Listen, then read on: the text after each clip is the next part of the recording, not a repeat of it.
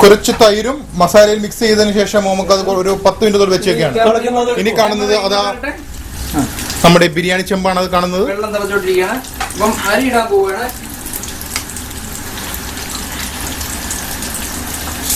അരി ഇടാൻ പോവുകയാണ്. ഇതിനകത്ത് ഈ വെള്ളം തിളച്ചോണ്ടിരിക്കുന്ന വെള്ളത്തിലേക്ക് ഓൾമോസ്റ്റ് ഒരു 2 കിലോ അരി ഉണ്ടത് ഇല്ല നമുക്ക് 2 കിലോ അരി കാണും. 3 കിലോ കോഴിയും കാണും. എല്ലാം കൂടി ഇടും. ഞങ്ങൾ 4 പേരേ ഉള്ളൂ ഇവിടെ കഴിക്കാൻ. അതെ. അതുകൊണ്ട്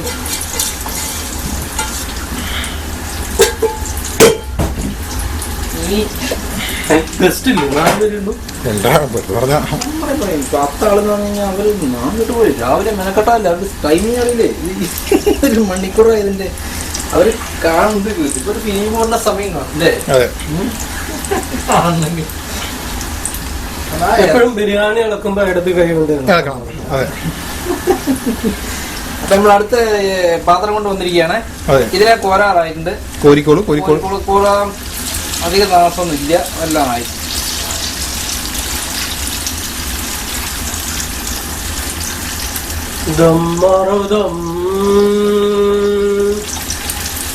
സമയത്രേ 10 നമുക്ക് ഉണ്ടാക്കാനെടുത്ത ടൈം പറയണോ? അതെ, അതാണ് ഞങ്ങൾ ഉദ്ദേശിക്കുന്നത്. മൊത്തത്തിൽ ഞങ്ങളുടെ കണക്ക് പ്രകാരം എല്ലാ സാധനങ്ങളും ഞങ്ങൾ നേരത്തെ മേടിച്ചു വെച്ചിരുന്നെങ്കിൽ വെറും 3 മണിക്കൂറിൽ നടക്കുന്ന കാര്യമായിരുന്നു. ഇപ്പോൾ ഇത് എല്ലാം കൂടി 5-6 മണിക്കൂറായി. മറ്റൊന്നും പ്രതീക്ഷിക്കരുത്. പക്ഷെ ഞങ്ങൾ ഇതിനകത്ത് ശരിക്കും 5 മണിക്കൂറേ ഉള്ളൂ. ബാക്കി 1 മണിക്കൂർ ഞങ്ങളുടെ സ്നേഹവും സ്വാദുമാണ് ഇതിനകത്ത്.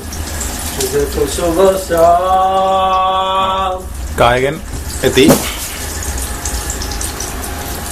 ഒരു കഷ്ണം താഴെ പോയിട്ടുണ്ട്. അതിനെ എടുക്കുന്ന രീതി കാണുന്നെങ്കിൽ നിങ്ങൾക്ക് കാണാം. അതെ, അത് കൈ കൊണ്ട് എങ്ങനെ ചെയ്യാൻ ഈ ക്ലിപ്പ് എടുത്തുകൊണ്ട് വരും. ഞാൻ ഇതെവിടെ സാധനം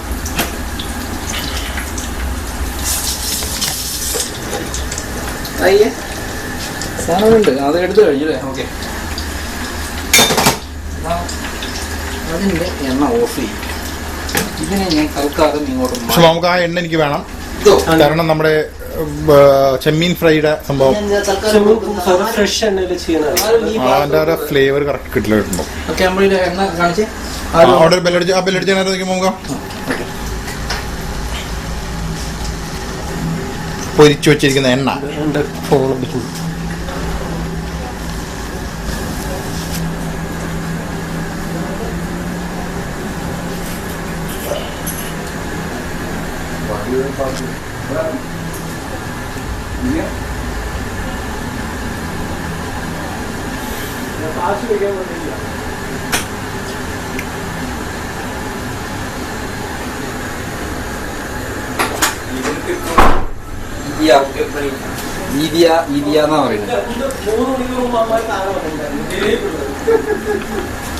നമ്മളിനി വെള്ളത്തിന് എന്ത് ചെയ്യുന്നത്? തീ കുറച്ച് വെക്കാം.